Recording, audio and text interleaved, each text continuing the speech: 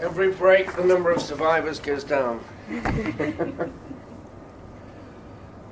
Okay, is Julie still with us? Great. Is Sabrina still with us? Is Ruth still with us? Good. Gosh, the guys really are in the minority now, aren't they? Well, let's see how that pans out. Good, and so now we turn to part 3, the final part of multilateral trade. So, one of the examples of multilateral trade agreements, I'll swear that some of you wait outside to see how long it's going to take me to come back. And here's another one coming back in. Okay. Now, some multilateral trade agreements are explicitly regional in nature. The European Economic Community is what it says on the tin. All the member states are European. The EEC has now become the European Union, and again, all its members are on the continent of Europe. NAFTA, North American Free Trade Agreement. CMAC. Anyone know what CMAC stands for? Where is CMAC? Africa. Yeah. Absolutely. But other, in fact, the acronym is in French. It's the excuse me, the Central African Economic and Monetary Community. But other multilateral trade agreements do seek a more global reach. And the poster child for that is the World Trade Organization. Now that began as the General Agreement on Tariffs and Trade, the famous or infamous GATT. And GATT itself came into being following the limited success of the International Trade Organization. Now, what was the International Trade Organization? We'll come back to that in a moment, and more will come back in. The International Trade Organization was one of a number of organizations brought into being as World War II drew to a close in 1944, and that in time gave rise to GATT, and GATT was later enhanced to become the World Trade Organization, founded in 1995. And the WTO's aim is explicitly global in reach. The World Trade Organization, WTO, is the only international organization dealing with the global rules of trade between nations. Its main function is to ensure that trade flows as smoothly, predictably, and freely as possible. Note, this is what the WTO says about itself. On the one hand, note that it is, at present, the only global trade agreement. On the other hand, that does not mean that, for the rest of time, the WTO is the only non-regional trade agreement, and it certainly is not the case that all trade agreements, by definition, are regulated by the WTO, although, as we'll see, it has a large number of member states. Not every jurisdiction is a WTO member. So it is open to states that are not part of the WTO to form their own trade agreements if they wish to. That said, the number of states that are not WTO members now is relatively small. So, what are their fundamental principles? What is the WTO there for? Top of the list, trade without discrimination, and it achieves this through two key principles. The most favored nation status, or most favored nation principle, and the national treatment principle. Now again, the phrase most favored nation can appear in different contexts, carrying different meanings. So for example, the United States sometimes uses it to denote states with which it has a particularly close political and economic relationship. But in the context of the WTO, the most favored nation principle is a principle that quickly applies to all the contracting states. How does it work? It states that the best deal that a state offers to any WTO member state, it must offer to all of them. So let us suppose that a member of the WTO, South Africa, say, applies an import tariff of 45% on the import of blueberries. Because because it has its own domestic production of blueberries and therefore wants a significant tariff in that. Let us suppose that the South African government thinks, blueberries are a seasonal fruit. They grow. They grow in the spring and summer. They don't grow in our winter. But happily, our winter is the Russian summer. So we will. It's the European summer generally. So we will enter into an agreement with Russia. We will lower the import tariff on Russian blueberries from 45% to 20%.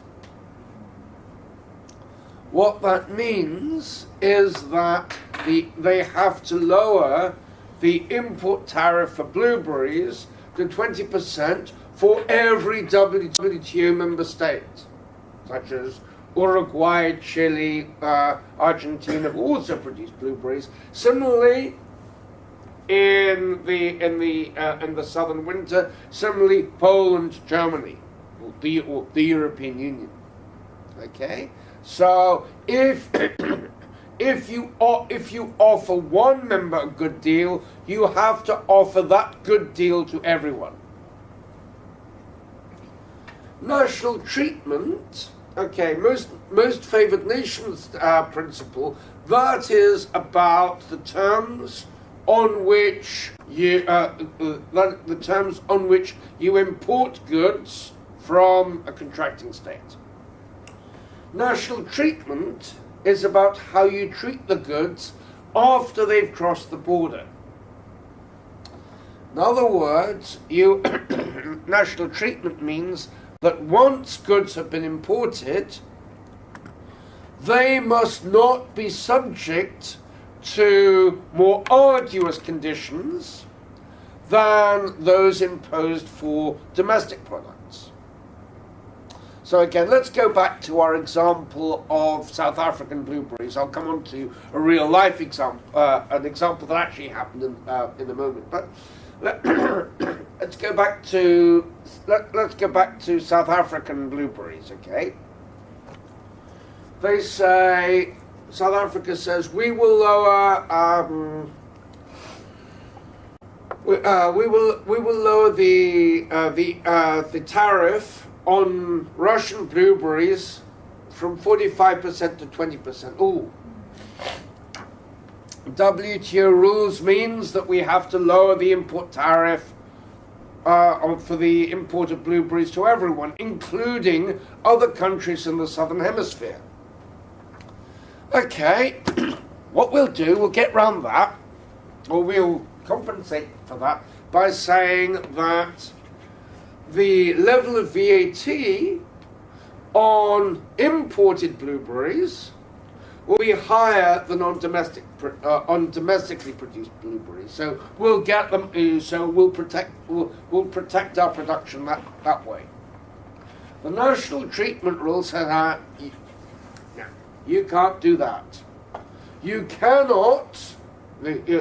Once the blueberries have been imported at whatever the tariff it is, they must be subject to the same conditions of sale that you impose on products of the same type that you produce yourself. So yes, we can impose a tax, an import duty, quite a stiff import duty, on the imports of whiskey from the United States and Canada, which are both WTO member states. All right, let's say Trump really goes for it and the US pulls out of WTO, but Canada doesn't, and the UK also imports whiskey from Canada. Interestingly, it also imports whiskey from Japan. Okay, the UK can impose, or the EU at present, the UK in the future, can impose an import tariff on Canadian whiskey. What it can't do is say we will have the standard VAT rate in the United Kingdom is 20%, but for imported whiskey it will be 30%. Or we will impose, we will impose an additional tax, and we do. In addition to VAT, we impose an additional tax on the sale of alcohol and on the sale of tobacco. But national treatment rule says we cannot impose a higher tax on the on imported goods than we do on domestic goods. Okay, most favored nation principle is everyone must be allowed to import on the same basis. National treatment, having made it through customs, they must be they cannot be subjected to discriminatory rules relating to sale. Now that actually happened. A real life example of this was a dispute brought before the WTO by Venezuela. This was back in the days when Venezuela had a better political relationship with the United States than it does now, and it sold oil to the US. And what the US did was they said, okay, they had a tax regime that imposed a tax of one level on domestically produced petrol, or gasoline as the Americans call it, and they had a higher tax on imported gasoline. Venezuela said this is a breach of the national treatment rule and brought a dispute before the WTO. And they'd only started when Mexico, another oil producer in Latin America, said, yeah, absolutely, yeah, dead right, and Mexico joined Venezuela in their case against the United States, and it was held that this practice of differential taxes, depending on whether the petrol or gasoline was domestically produced or imported, breached the national treatment rule. Okay, moving on. Free trade. Through so the WTO stands for free trade through the gradual lowering of tariff barriers. They accept that the contracting states are not going to drop their tariffs on everything to zero next week. But what they do, what the WTO does do, is encourage the contracting countries over time. You should be lowering your tariffs more and more and more and more and more. Thirdly, predictability. States should make it clear both when tariff barriers and non-tariff barriers have been reduced. Now, non-tariff barriers, we looked at an extreme version, the total prohibition on the import of certain goods. But another form of non-tariff barrier is what are termed quotas. Yes, we will import mangoes from Pakistan. We don't block that, but we will not permit the import of more than 150,000 tons of mangoes per year. Once the imports in a given year of Pakistani mangoes have reached 150,000 tons, and that's it until next year. That's an example of a non-tariff barrier. So predictability, it should be made clear when both tariff and non-tariff barriers are to be reduced. So plans to reduce them should be announced, and then once those plans have been implemented, once the tariffs have been reduced, there should be transparency over that. How did we get there? Well, we started off in 1944 with the Bretton Woods Agreement. The Second World War had not yet ended. It would not end until the following year, but by the Northern Autumn of 1944, D-Day, the Normandy landings, the Allied invasion of Nazi-occupied Europe had started, so Germany was being pushed back from the West. Meanwhile, the Soviet Union was well on its way across Poland, approaching Germany's eastern frontier from the east. It was clear that although World War II was not yet over, it soon would be, and it was clear who was going to win it. Even in the Pacific, Japan by 1944 was retreating. So the Allied powers got together and they said, okay, once the fighting stops, and it will do, what is the new world? What's the world going to look like? Let's work out how we're going to assist the economic reconstruction of a world in which large numbers of states have seen their economies flattened.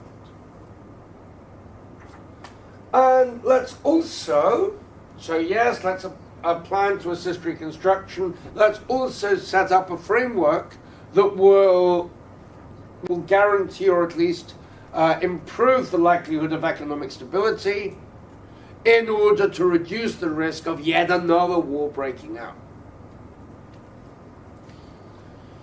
So, a number of institutions were set up. The International Monetary Fund.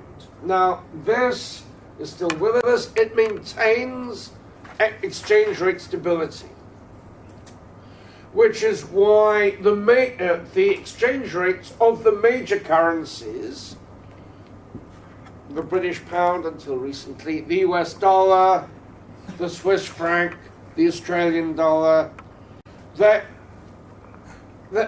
exchange rates between those until recently, the euro, remain relatively stable. And even now, they've remained relatively stable. So there's been, so they might drop by 10%, but you don't see the major currencies dropping in the space of 24 hours by 30%. And it manages the balance of payment crises. Balance of payments is imports versus exports. And the balance of payment crisis is if a state finds out, let's suppose that Australia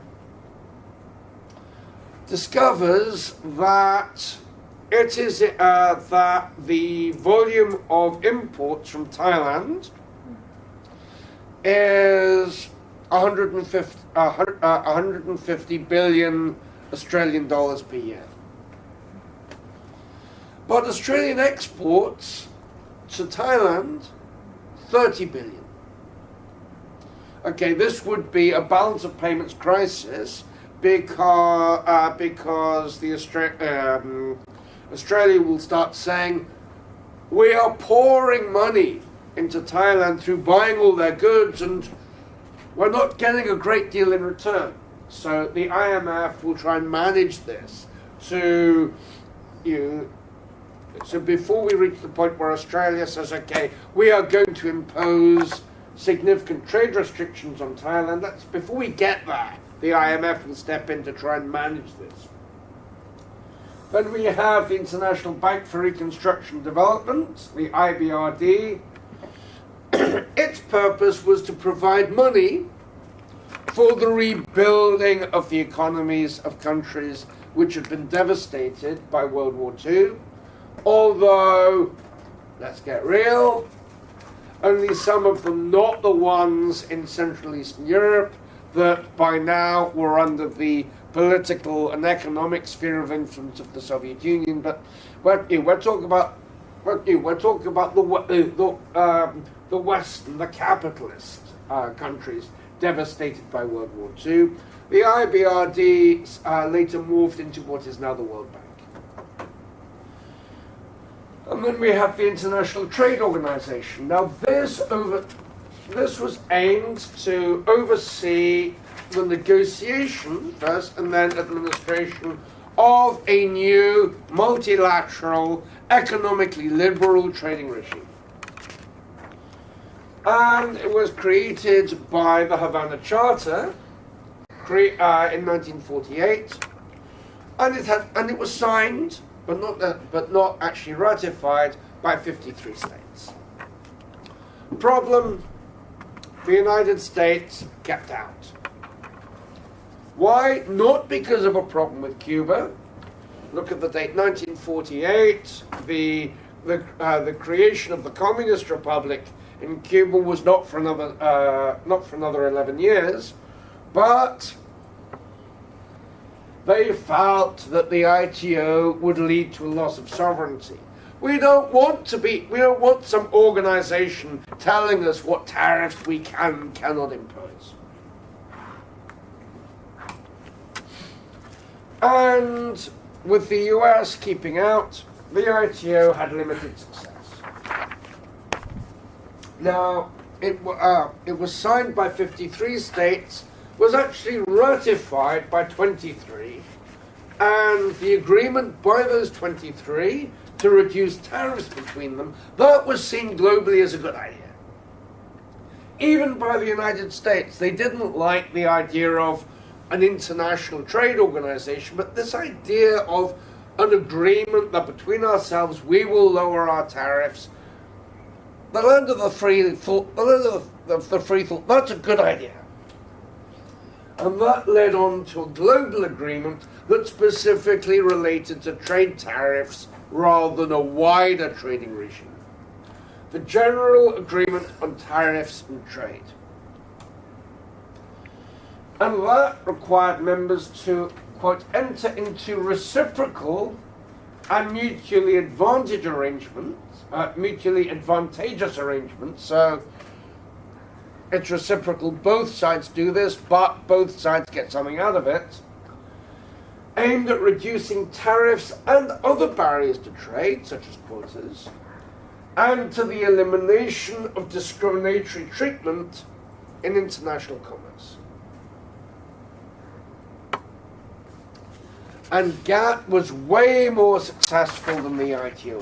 As we saw, the ITO, 53 states sign it. Of those, only 23 actually ratify even an agreement to reduce tariffs. And the initial GATT led to successive rounds of negotiations to reduce tariffs and other trade barriers. And the first round, 1947, just before the Havana Charter, and there were 8 rounds leading up to the final round, the Uruguay round, which led to the creation of the WTO. Why do I say it was way more successful? Look at the figures. We go from 23 signatories in 1948 up to the 23 signatories in 1947, the preliminary agreement leading up to the Havana Charter, to up to 123 in 1995. Did it work? Well, over the same period, global trade rose by an average of 8% per year. I say an average, yes. The period between 1947 and 1995 saw some major crises. Yeah, it did. It saw the oil crisis of the early 1970s, which caused a significant economic downturn. It saw, in certain parts of the world, a very bumpy ride in some of the countries that formerly made up the Soviet Union. But overall, between 47 and 95, world trade grows by an average of 8% per year. And the WTO emerged as a consequence of the GATT countries agreeing on a much wider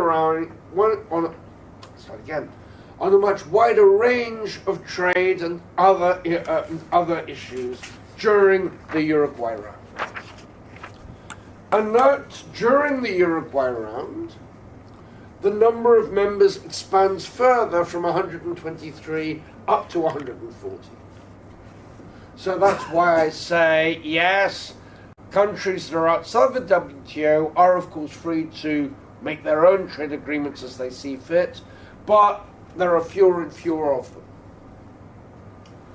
And so to administer the further rounds of negotiations, and also to make sure that the tariff reductions that member states can commit to actually happen, an enforcement mechanism, the WTO was formed on the 1st of January 1995. Now, what do I mean by an enforcement mechanism? Well, this is the WTO dispute resolution mechanism. And this was new. GATT had been successful, successive rounds of reduction of tariffs in an ever-expanding range of sectors. World trade grows, but a major gap in the GATT, there was no means of taking action if a member of GATT said, you know what, screw it, we're not going to keep to this. The WTO created a dispute resolution mechanism. We'll be coming back to this later in the module. It's a detailed procedure, effectively a form of arbitration. There's a presumption that parties can appoint a panel themselves and should ideally, the first part of the dispute resolution process is parties should try to resolve their differences themselves, but if they can't, the dispute settlement body will step in and appoint a panel to sort it out.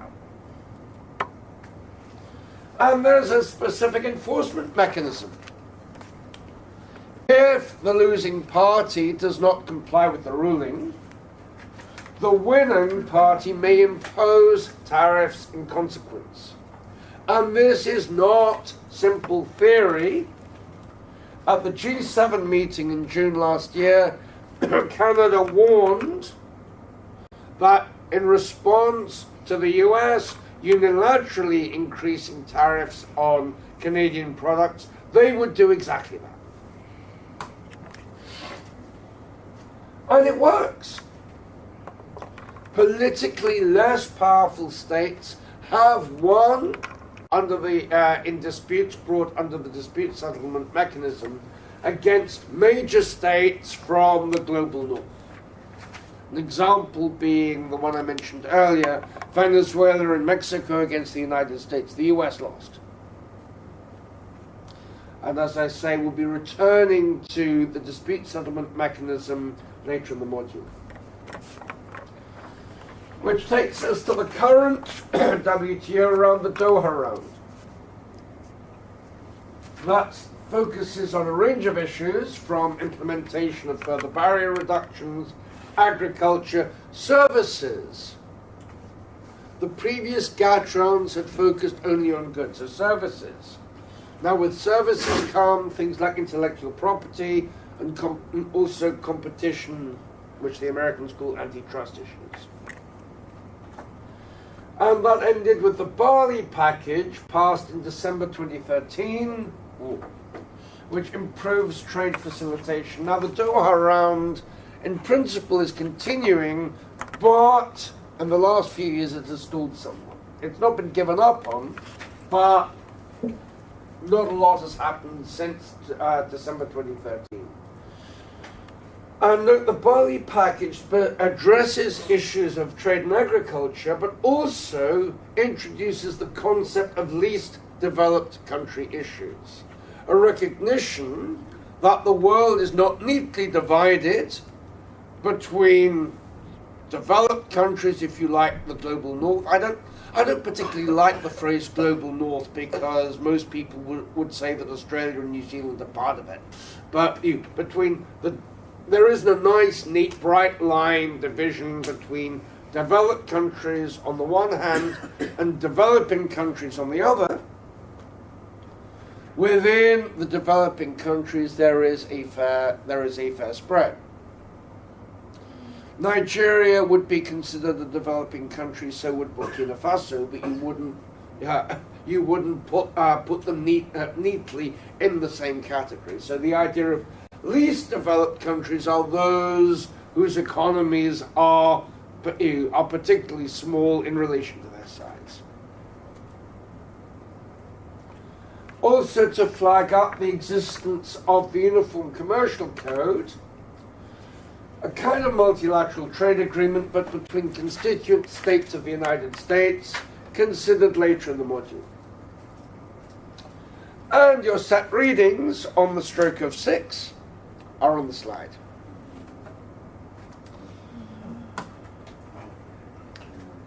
Enjoy the rest of your modules this week, and a reminder that next week it will not be me, it will be Professor Philip Rutledge, who will take you for 2 weeks of issues of US law relating to international business.